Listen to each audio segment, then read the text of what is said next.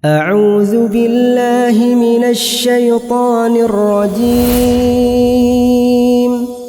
بسم الله الرحمن الرحيم.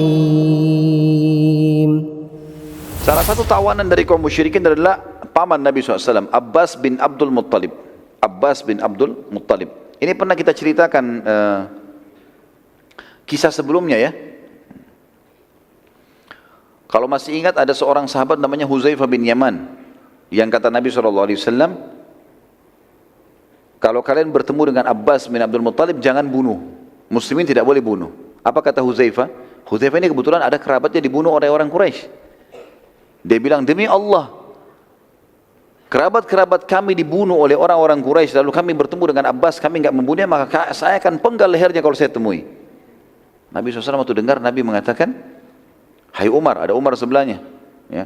Hai Umar, apa kau biarkan paman Nabimu akan dibunuh sementara Nabimu sudah ucapkan itu? Karena ini kan keadaan kancah peperangan berbeda dengan keadaan kita kayak sekarang lagi tenang begini ya. Lagi berkecamuk, darah tumpah, keluarganya mati depan matanya, memang dia terbawa dengan arus itu. Kata Umar, ya Rasulullah, sederhana, perintahkan saya tebas lehernya Huzaifah. Munafikin, selesai urusan. Kata Nabi SAW, jangan, biarkan dia. Hudzaifah pun berkata, setelah selesai peperangan, dia bilang, saya tidak tahu kenapa saya ucapkan kalimat itu, dan saya terus menyesal kenapa saya ucapkan kalimat itu.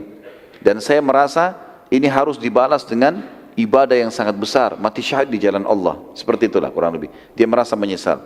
Yang jelas, Abbas bin Abdul Muttalib, kenapa dilarang dibunuh oleh Nabi SAW? Bukan cuma sekedar paman Nabi, karena dia keluar dari Mekah, itu karena berat saja. Bukan dia mau merangi Allah dan Rasulnya, dia kena terpaksa saja. Dan dia memang Abbas berharap waktu itu jadi tawanan saja. Jadi dia bisa berkumpul dengan Nabi SAW. Karena dia kalau keluar dari Mekah, masuk Islam, dianggap dia adalah orang yang begini, begitu, dan menghinakan kaumnya. Nabi tahu masalah itu. Yang menawan Abbas ini teman-teman orang yang postur tubuhnya mirip Umar bin Khattab. Tinggi besar. Umar bin Khattab cirinya kalau duduk di atas kuda kakinya sampai di tanah. 2 meter sekian. Abbas juga tinggi besar. Dia ditawan oleh Abdullah bin Mas'ud. Abdullah bin Mas'ud ini sahabat yang kurus sekali. Kecil sekali badannya, gitu kan? Sampai pernah Abdullah bin Mas'ud naik di atas sebuah pohon kurma, ada angin kencang, tersingkap betisnya. Saking kecilnya sahabat tertawakan. Sahabat sampai tertawa, lucu gitu. Kok kecil sekali?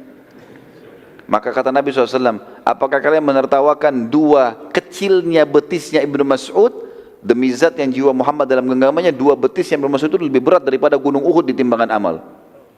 Jadi fadilahnya dia luar biasa gitu kan. Tapi memang ini orang yang kecil sekali. Secara akal teman-teman sekalian, nggak mungkin Ibnu Mas'ud menawan Abbas, nggak mungkin. Postur tubuh yang raksasa besar, ini kecil megang dia, nggak mungkin. Dan sahabat menyaksikan. Mereka bilang, kami melihat pada saat Abdullah bin Mas'ud memegang tangan Abbas, Abbas teriak-teriak, kesakitan. Gitu kan? Maka para sahabat melaporkan kepada Nabi SAW waktu itu. Ya Rasulullah, bagaimana kita memahami konsep ini? Abdullah bin Mas'ud tangkap Abbas, Abbas teriak-teriak, kayak kesakitan, gitu kan? Tanya Abbas, hai Abbas, kenapa kau teriak-teriak? Ini yang tangkap kok orang kecil begini.